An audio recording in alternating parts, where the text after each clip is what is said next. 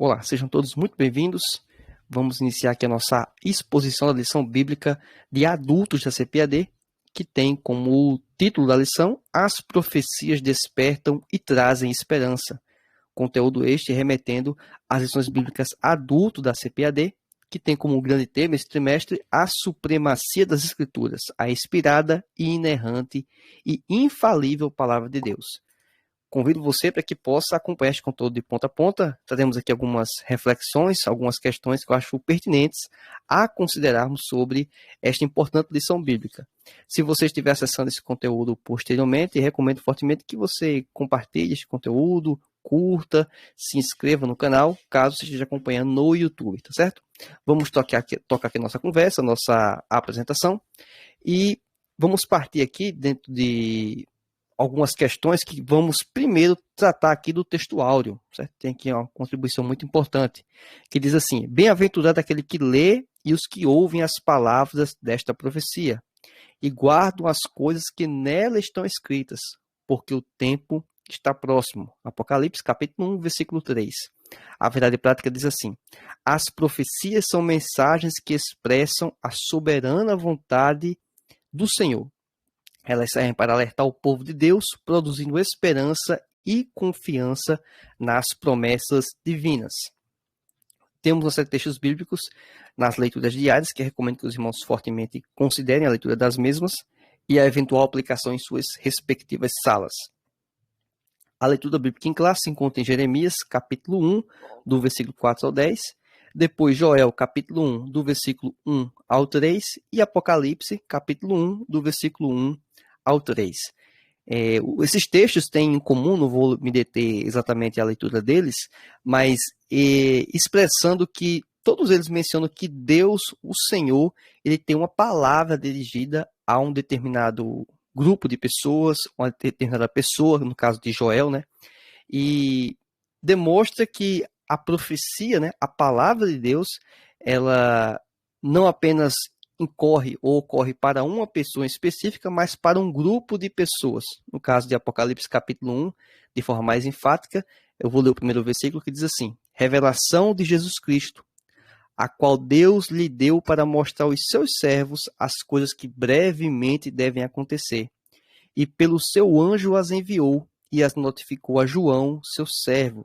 Então, o livro do Apocalipse, logo na sua introdução, menciona que é uma revelação da parte de Deus para todo o povo, para toda a população. E essa verdade, obviamente, precisamos considerar elas e aplicar. E o nosso contexto, né, econômico, político, né, a gente acompanha que esses desdobramentos são cada vez mais evidentes, né? Saúde também, doenças. Tudo isso tem corroborado para que o fim dos tempos esteja muito próximo, né? É essa a leitura que nós fazemos, porque os sinais do fim dos tempos já estão acontecendo. Não é que vão ocorrer, não, já estão ocorrendo.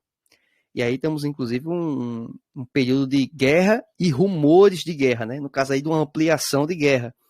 E isso é algo inevitável, mas que a gente quer, né? Pelo menos espera que isso não aconteça, mas é o que, do ponto de vista bíblico, não tem como a gente evitar. Apenas orar e esperar que nós, né, pelo menos brasileiros, por exemplo, não venhamos a passar por questões como estas. Mas nada nos garante que também não venha a ocorrer algo semelhante conosco no futuro, seja na minha geração ou alguma geração posterior. Mas fica aí a nossa reflexão para que saibamos que o que está ocorrendo no mundo não é algo que é contrário ao que as Escrituras apontam. É muito pelo contrário, é a confirmação do que as Escrituras apresentam.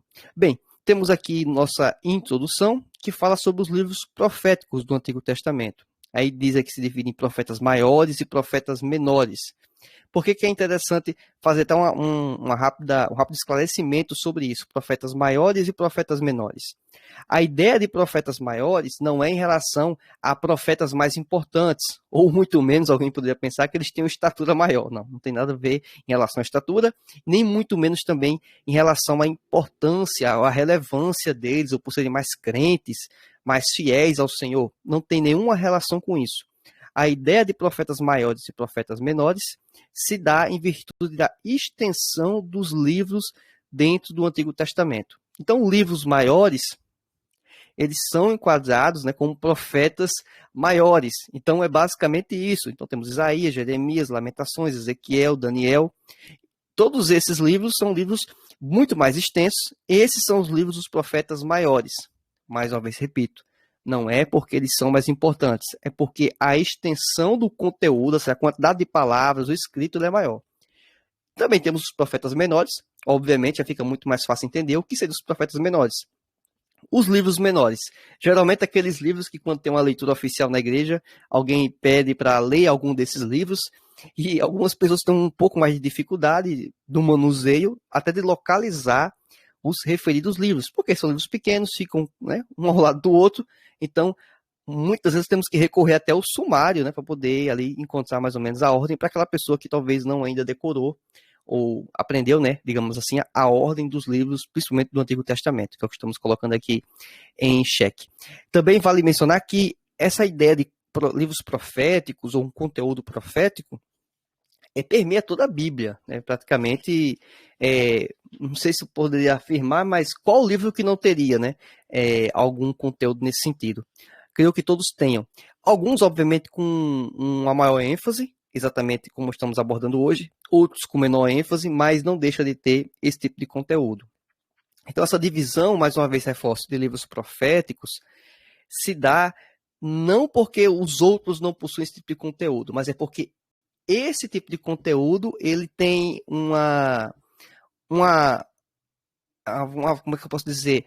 Ele é muito mais persistente e constante, né? Tem uma imensidão, vamos dizer assim, de relatos nesse sentido, nesse tipo de livros, no caso, profetas maiores e profetas menores. O que também nos faz pensar que, por mais que também tenha conteúdo histórico, que também é importante, boa parte desses livros, eles são enquadrados dessa forma, ou seja, é uma questão muito mais teológica, né, de raciocínio, de uma lógica de montagem, de poder estruturar um estudo, ou seja, pegar livros que possuem uma certa semelhança para analisá-los em conjunto, do que propriamente se algo assim tão relevante, tenho que me atentar para isso, decorar isso. Não, a questão não é essa, é muito mais em relação a um estudo. Você for estudar esses livros proféticos, eles em conjunto, a forma de leitura tende a ser um pouco mais particular do que se você pegar um livro como o Salmo ou um Novo Testamento e assim por diante. Então, basicamente, isso vai nos auxiliar nesse sentido.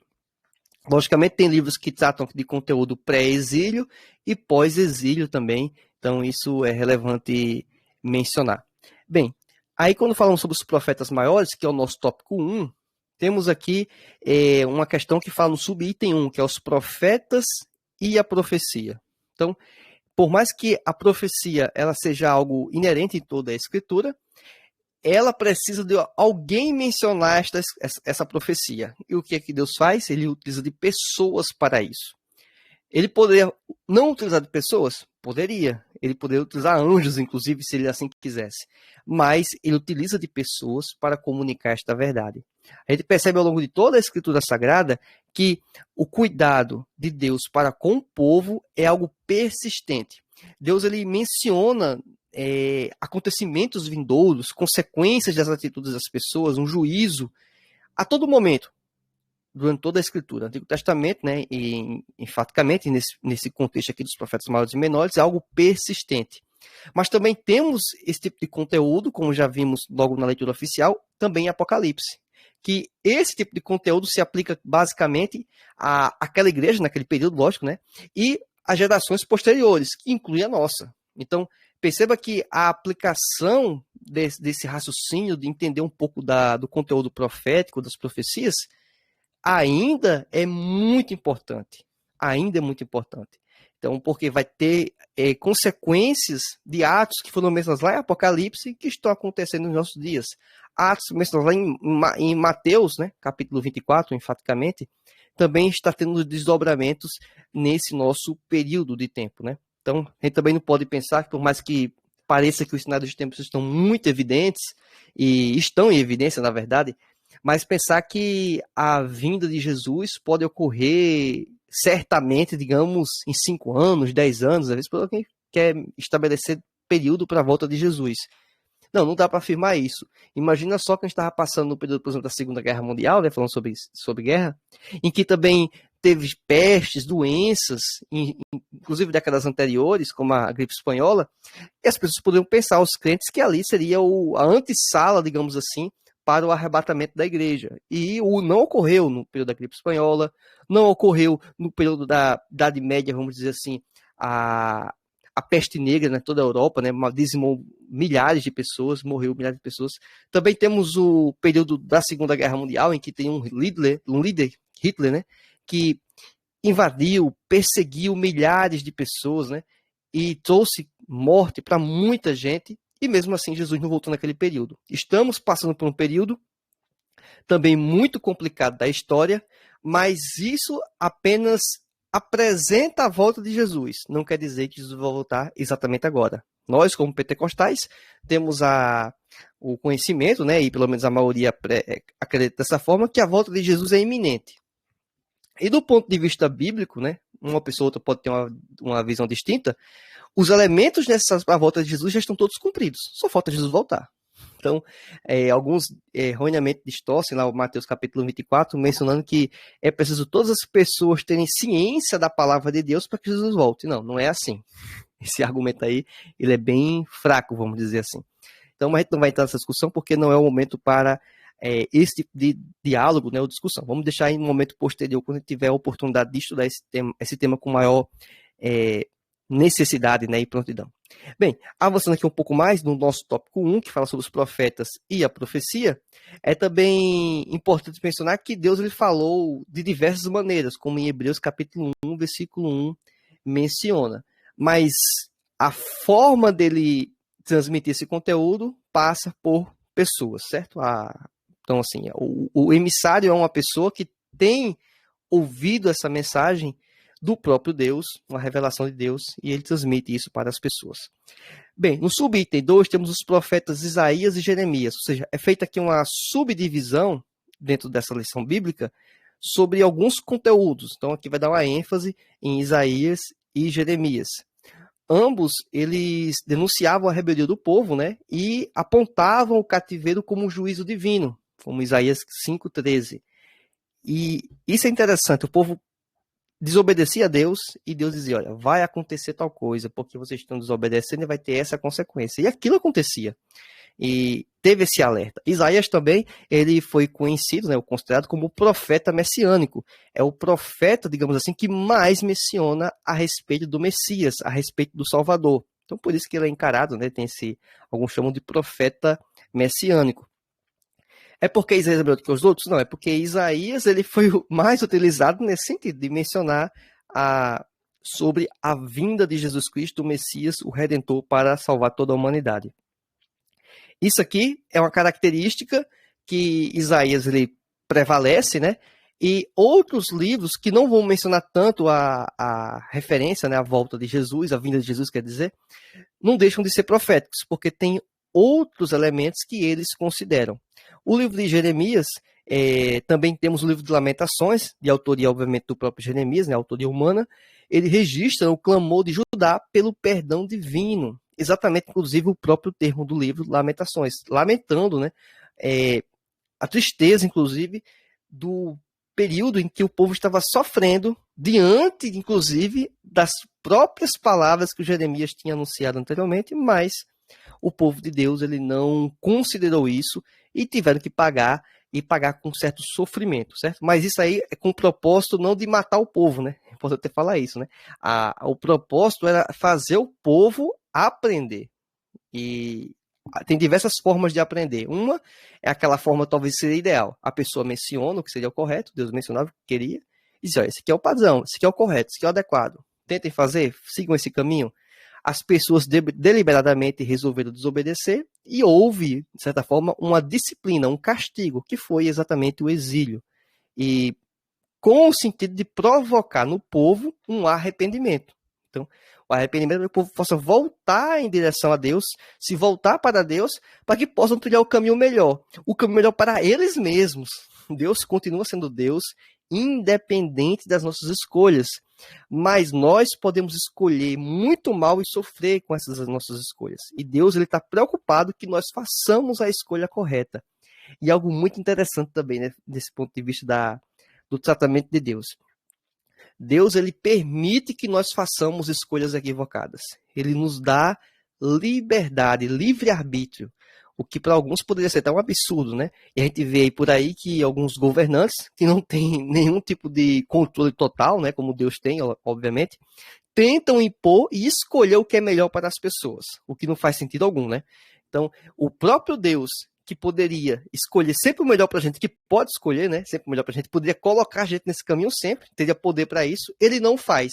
E pessoas que não têm esse tipo de dom, de habilidade de poder fazer as escolhas certas sempre, querem fazer as escolhas por nós, né? Isso aí é algo muito problemático, né? E o pior é quando pessoas delegam, né, a um terceiro exatamente esse tipo de escolha. Estou falando aqui, de exemplo aqui de líderes civis, alguns utilizam como referência líderes religiosos, o pastor, né, digamos, no nosso contexto evangélico, e delega ao pastor as escolhas para a sua vida, né? Então, um problema porque aí está desconsiderando a sua liberdade de escolha. Isso não quer dizer que você não pode considerar, obviamente, um conselho de alguém mais experiente, mas a escolha continua sendo sua.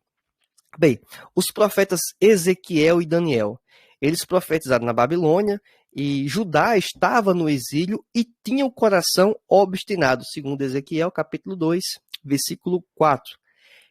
É interessante mencionar que Daniel ele foi um profeta em um período, vou dar uma ênfase aqui em Daniel, até pelo relato, né, pelo que ele passou, em um período de muito sofrimento para o povo de Deus. Mas mesmo naquele período, Daniel ele não se absteve de fazer a coisa correta. Ele arriscou a sua vida em prol de fazer as escolhas adequadas, né?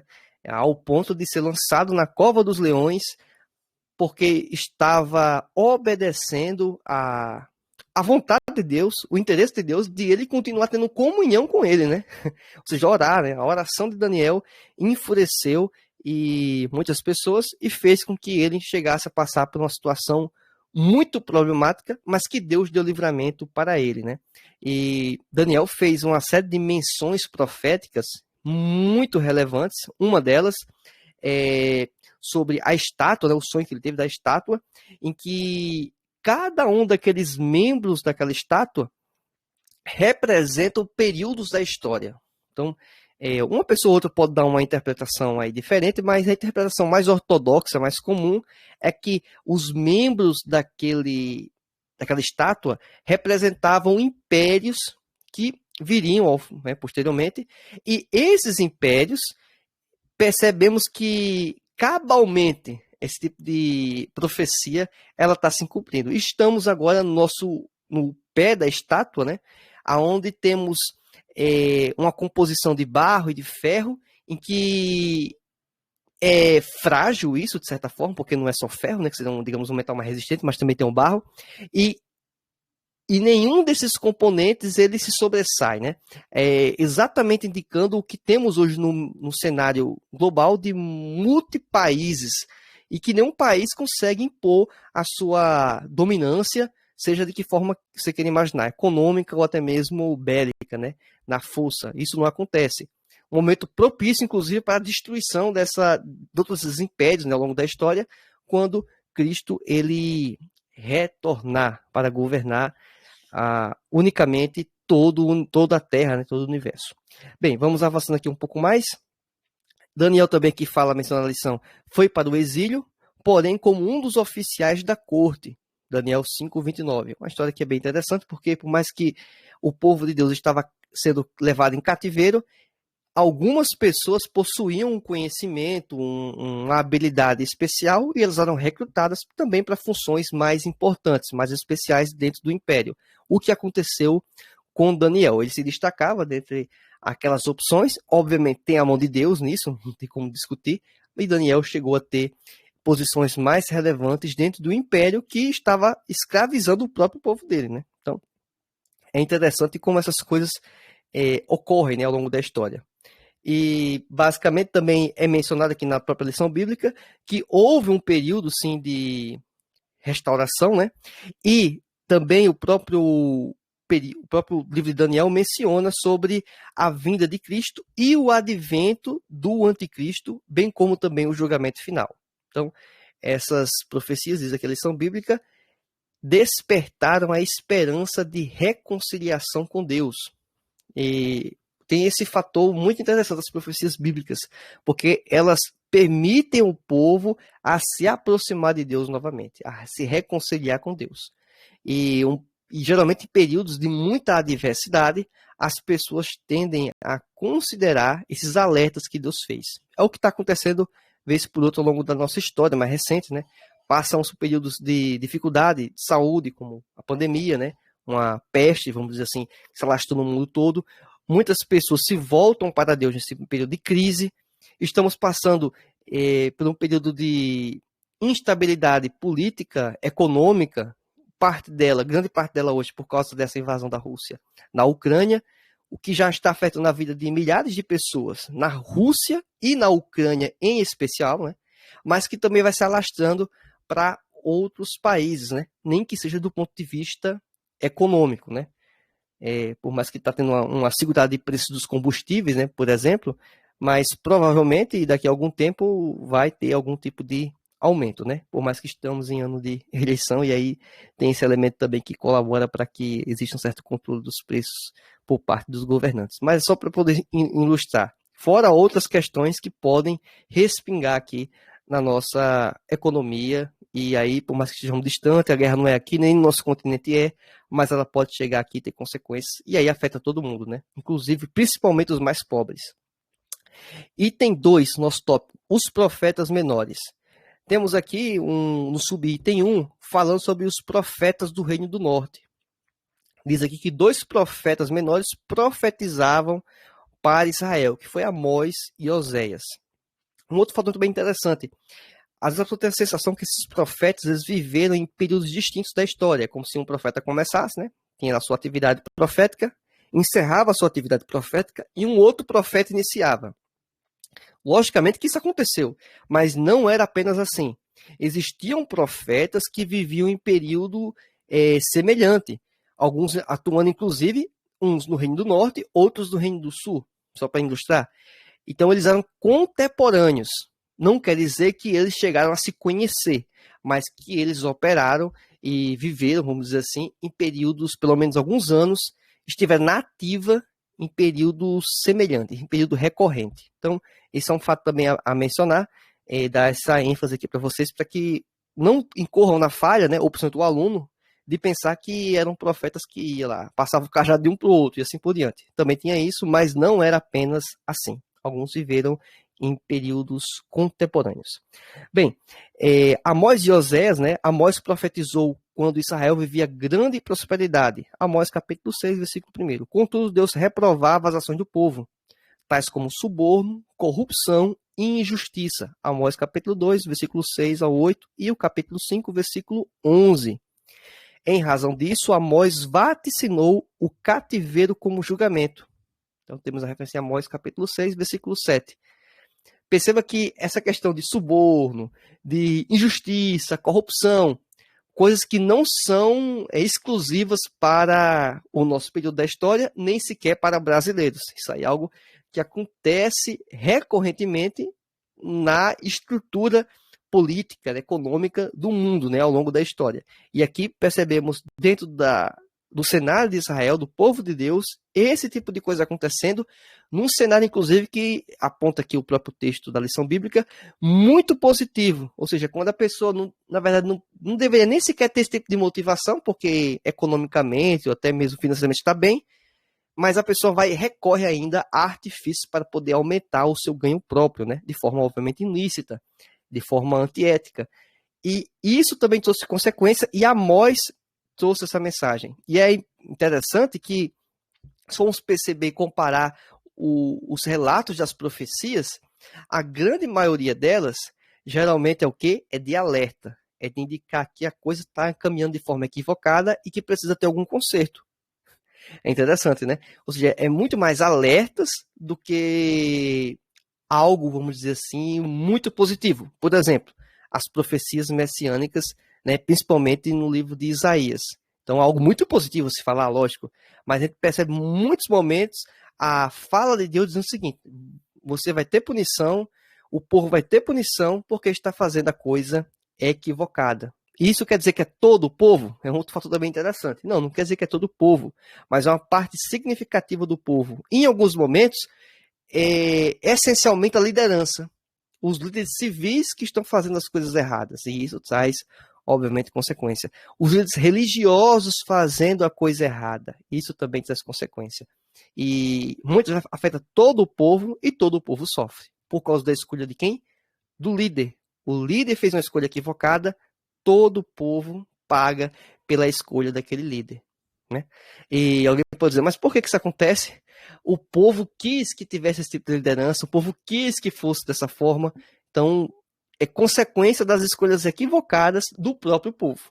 Por mais que demore alguns anos, algumas décadas, mas isso traz consequências. Então, é interessante, né? A pessoa faz uma escolha hoje e, posteriormente, vai colher os resultados, positivamente ou negativamente. Oséias, diz aqui a lição bíblica, condenou a infidelidade de Israel, que como uma meretriz traiu e abandonou o Senhor para seguir o caminho da idolatria, da luxúria, do homicídio, do roubo e da opressão. Inclusive, Oséias foi utilizado como uma figura, casou-se com uma prostituta, indicando exatamente o status que estava a nação de Israel, o quão complexo era e deliberada, né, o pecado, as coisas negativas que estavam acontecendo em Israel. E Deus utiliza do profeta para alertar o povo, não só pelas palavras, mas também pela vida de Oséias, que ele passou por esse tipo de, vamos dizer assim, constrangimento. E alguém talvez possa até, poxa, por que disso, né? Deus quis agir dessa forma, Deus quis exemplificar dessa forma. Então, a mensagem foi utilizada desse modo porque Deus quis assim. Então, se ele quis assim, é porque era o melhor a se fazer, obviamente. E uma coisa que acontece recorrentemente, né, é que Deus ele quis, né, como consequência, como punição para o povo, levar eles cativos, né, no caso, pela Síria. E aqui diz a lição bíblica também, de acordo com Amós capítulo 9, versículo 14, e Oséias 14, 4, que, apesar dos erros, ambos os profetas anunciaram que Deus prometeu restaurar o povo. Então, Deus dizia que teria punição, teria consequência negativa, mas que Deus daria o escape. Exatamente aquela ideia que mencionei no início.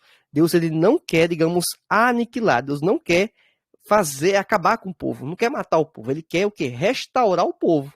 Só que para isso, ele precisa, em alguns momentos, aplicar a disciplina. Então, é algo que recorrentemente ocorre. Bem, temos aqui também, avançando um pouco mais, no subitem 2, os profetas do pré-exílio. Aí temos aqui, como profetas de Judá do pré-exílio, são Joel, né, que pregou o arrependimento, conforme Joel capítulo 2, versículo 12, e profetizou o derramamento do Espírito, capítulo 2, versículo 28.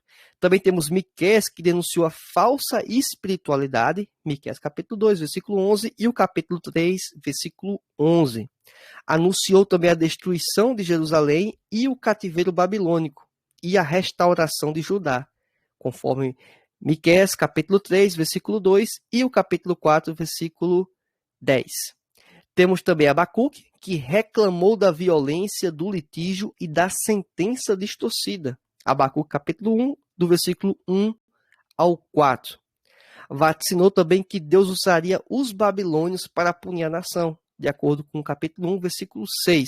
Mais uma vez, Deus utilizando de povos, inclusive pagãos, pessoas que não tinham compromisso nenhum com Deus, para que trouxesse punição para a nação de Israel, para o povo de Deus, em virtude que eles estavam desobedecendo aos mandamentos do Senhor.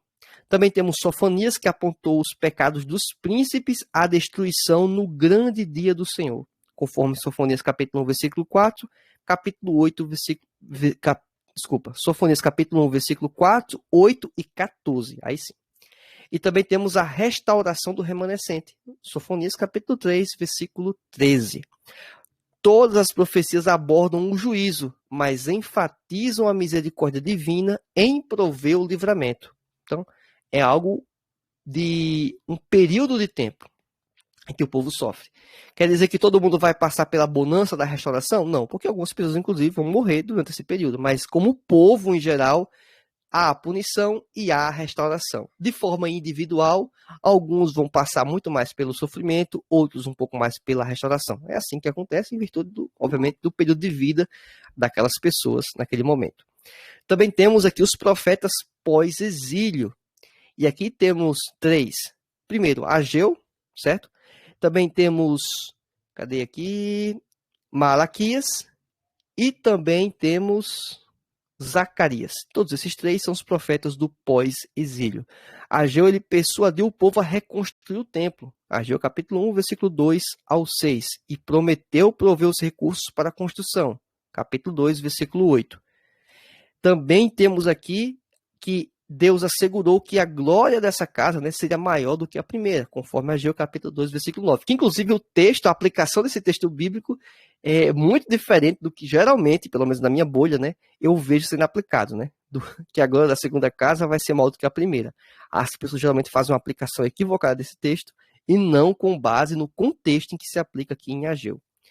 Sim, quanto ao segundo profeta do pós-exílio, temos Zacarias, que animou o povo, né, e Zorobabel a concluírem um templo, com a mensagem, não por força nem por violência, mas pelo meu espírito, conforme Zacarias capítulo 4, versículo 6. E também anunciou a vinda do Messias como renovo do Senhor, conforme capítulo 3 e versículo 8 desse mesmo livro. E por último, temos o terceiro profeta do pós-exílio, que é Malaquias, que repreendeu o desleixo dos sacerdotes, capítulo 1, do versículo 7 ao 8, do livro de Malaquias, e os pecados do povo, Malaquias capítulo 3, versículo 5. E também, aí sim, é um texto muito conhecido, né? E a negligência com os dízimos e ofertas, capítulo 3, versículo 8 e 9. E é interessante esse texto aqui de Malaquias, quando fala, né, que o povo está roubando a Deus, né? Alguém pode pensar assim, como alguém pode roubar a Deus, né? Se Deus é dono do ouro e da prata, é dono de tudo. Mas, se Deus instituiu o dízimo e eu deixo de entregar o dízimo e a oferta para a casa de Deus, para a obra de Deus, eu estou deixando de cumprir uma obrigação, que é tirar parte da minha renda, que Deus proveu para mim, né? Que Deus permitiu eu ter essa renda e entregar na obra de Deus, na casa do Senhor. Se eu deixo de fazer isso, eu estou deixando de entregar o que é, digamos assim, posso colocar entre aspas, talvez alguns nem precisam entender dessa forma, uma obrigação. Eu tenho que pegar parte da minha renda e entregar. E se eu deixo de fazer isso, eu estou roubando aquela pessoa que deveria receber aquela renda. É basicamente o seguinte, o pessoal que está acompanhando aqui ao vivo no Telegram, vamos lá, alguém que está aqui conosco nesse momento, estivesse a receber um valor de minha parte, de mim. E aí, quando chega no dia do pagamento, eu digo, olha, eu não vou poder pagar por N fatores, vou gastar com outra coisa, eu estou sem dinheiro, o que for, né? Porque eu gastei com outra coisa, eu vou ficar sem dinheiro. Estou sem dinheiro, não vou pagar, não vou contribuir, não vou pagar o que lhe devo. Ou seja, no fim das contas, eu estou lhe roubando de forma indireta, porque você estava contando com essa renda, com essa entrada de recurso, para poder, inclusive, fazer os investimentos, ou que for as aplicações, ou pagar suas contas. Então, é basicamente isso, é um roubo indireto. Era basicamente isso que Deus estava querendo dizer para o povo de Deus. Olha, vocês estão me roubando, porque vocês deveriam entregar e contribuir com os dízimos, as ofertas, e vocês não estão fazendo. Automaticamente, estão fazendo o quê? Um roubo. Estão deixando de fazer aquilo que deveria ser a obrigação destes. Então, aí daí a gente consegue ter uma dimensão, né, de tão grave era esta atitude. E fora as outras que já mencionamos, como principalmente, né, a negligência por parte da liderança espiritual, né, que aqui a lição bíblica chama de o desleixo dos sacerdotes. No subitem 4 desse tópico 2, temos os demais profetas. E aqui a lição bíblica aborda Jonas, Naum, Obadias e assim por diante. Quanto a Jonas, ele foi pregar lá em Nínive, né, que é a capital da Síria, e a gente sabe, acho que boa parte que acompanha, sabe da história de Jonas, que ele se negou para tal coisa, e Deus trabalhou na vida de Jonas para que ele pudesse ser um instrumento para afirmar, né, o que Deus estava preparando para aquela cidade de Nínive, né, a consequência que viria, para que o povo pudesse se arrepender. E aí a nação se converteu, né, e Deus cancelou o juízo sobre ela, conforme Jonas capítulo 3, versículo 8 ao 10. Contudo, 150 anos depois, Naum profetizou a condenação de Nínive. Interessante, né? Naum, capítulo 1, do versículo 1 e 9. E os assírios foram destruídos pela insistência em praticar a crueldade, conforme também o livro de Naum, capítulo 3, do versículo 1 ao 4. Obadias denunciou a soberba dos edomitas, também de acordo com Obadias, capítulo 1, do versículo 1 ao 3. Eles eram descendentes de Esaú e praticavam a violência contra Judá. Obadias, capítulo 1, do versículo 8 ao 11, também como nossa referência. E por essa razão, Deus os condenava à destruição, enquanto Judá seria restaurada. Então, mais uma vez, o caráter de mencionar a disciplina, o juízo de Deus para com o povo, mas também a restauração que já era também estabelecida, para que o povo tivesse um vislumbre, né, tivesse um horizonte positivo, mesmo numa situação de dificuldades, uma situação de perseguição que o próprio povo provocou, certo? Deus permitiu apenas que o povo colhesse aquilo que estava plantando. E por último, temos a ênfase ao livro de Apocalipse, que é o tópico 3. E o livro de Apocalipse tem uma aplicação muito importante porque se aplica para nós hoje, né? Os demais livros, grande parte das profecias, já se cumpriram. Inclusive as que boa parte que mencionam a respeito da vinda do Messias. Também já se cumpriu a vinda do Messias. Quanto ao juízo final, o dia do Senhor, aí não, aí estamos a esperar este grande momento. Mas grande parte das profecias do Antigo Testamento, elas já se cumpriram. Já quando observamos o livro de Apocalipse, a maior parte está em cumprimento e vai se cumprir, certo? Então é um processo. Já estamos aqui pegando o período da igreja, e aí é interessante termos um olhar especial sobre o livro de Apocalipse. E talvez, a depender de como vocês queiram abordar a lição bíblica, vocês podem utilizar algum artifício, né, uma dica para os professores principalmente, do livro de Apocalipse com uma tentativa de prender um pouco a atenção dos alunos, porque vai se aplicar muito mais ao contexto atual. Então, podemos até utilizar aqui o livro de Mateus, capítulo 24, né, que fala sobre guerras e rumores de guerra, uma situação que está mais em evidência, né, a mídia está cobrindo e tal, e tentar trazer aí este ponto para prender a atenção do aluno e aí começar a conduzir a aula. Até porque, por mais que o livro de Mateus não seja um livro profético, este elemento do capítulo 24 de Mateus é um elemento profético e casa, vamos dizer assim, com outros textos bíblicos mencionados principalmente no livro de Apocalipse. Bem, aqui a lição no subitem 1 fala sobre a autoria, o propósito e os destinatários deste livro. A autoria, obviamente, humana é atribuída a João, certo? E o livro de Apocalipse nada mais é do que um livro de revelação. Então, na verdade, a Bíblia é um livro de revelação. Alguns aí, às vezes, querem colocar a Bíblia como se fosse um livro de mistério, um livro de suspense, em que as coisas estão cobertas e poucas pessoas iluminadas vão ter acesso à informação e vão repartir, talvez, com o povo. Não, não é assim que a Bíblia é posta. A Bíblia é um livro de revelação. E o livro de Apocalipse, o próprio termo, remete a essa ideia de revelação. Então, esse é um ponto muito importante a considerarmos. E o próprio início do livro fala isso, né, quando menciona que é revelação de Jesus Cristo. E essa revelação é para todos os santos. Obviamente foi apresentada inicialmente para João, para que o mesmo pudesse repartir com os demais. E isso não só é aplicável para a igreja daquele período em que João estava, né, digamos, inserido, aquelas igrejas da Ásia Menor, as 7 igrejas da Ásia Menor, também aquele texto foi direcionado para elas, mas também para a igreja dos dias de hoje, em todo momento, em todo mundo. Então, e a igreja, inclusive, do amanhã, se Jesus não voltar nos próximos momentos da nossa história.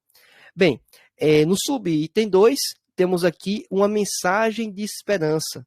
Então, a mensagem de Apocalipse, para alguns, pode ser desafiadora, né? Até preocupante, assustadora para alguns, mas do ponto de vista de fim de história, ela, na verdade, é uma mensagem de esperança, porque ela apresenta os desdobramentos negativos que vão ter, né?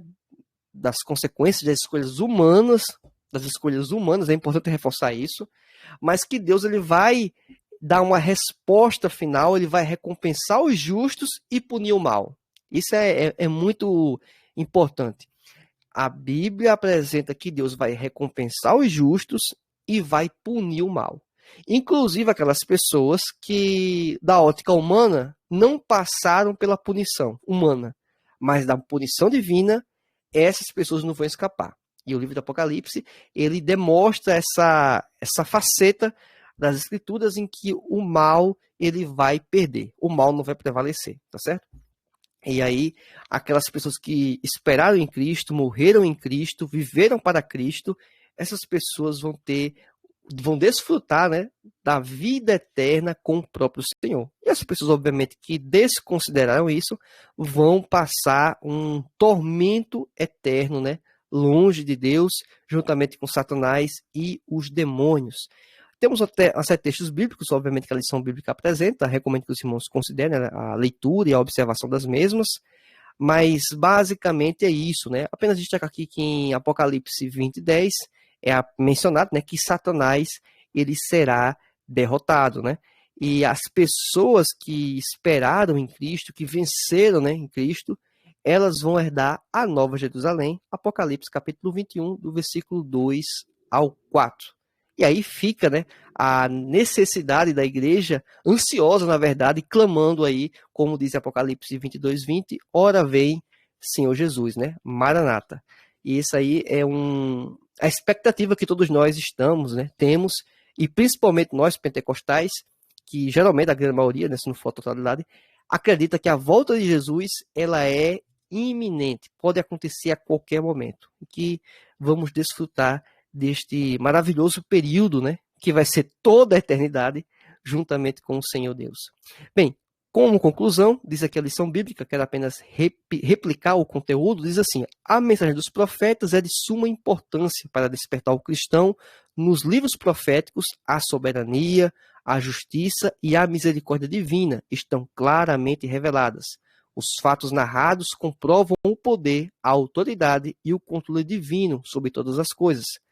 Eles nos servem de experiência, de fé, que produz a esperança, conforme Romanos capítulo 5, versículo 4.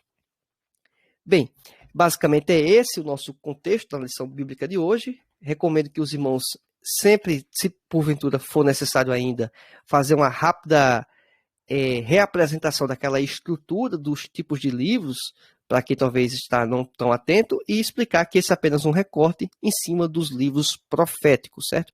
E para quem entender que você faz parte de um arcabouço aí que vamos abordar ainda na próxima lição 11, sobre Lucas Atos, o modelo pentecostal para hoje. Então a gente vai avançar aqui em mais algo, aí sim, muito mais aplicado para o nosso contexto, baseado no livro de Lucas e o livro de Atos. Basicamente, o livro de Atos é uma continuidade do livro de Lucas. Bem, irmãos, é isso. Eu sou grato pela paciência e pela participação de vocês durante a nossa exposição aqui no Telegram. E você que está acompanhando posteriormente aqui no YouTube ou via podcast, recomendo fortemente que você passe a acompanhar o Escola Biblicast nas redes sociais e também na respectiva plataforma. Aguardo você em nossa próxima aula. Que Deus te abençoe. Fique na paz do Senhor. Tchau.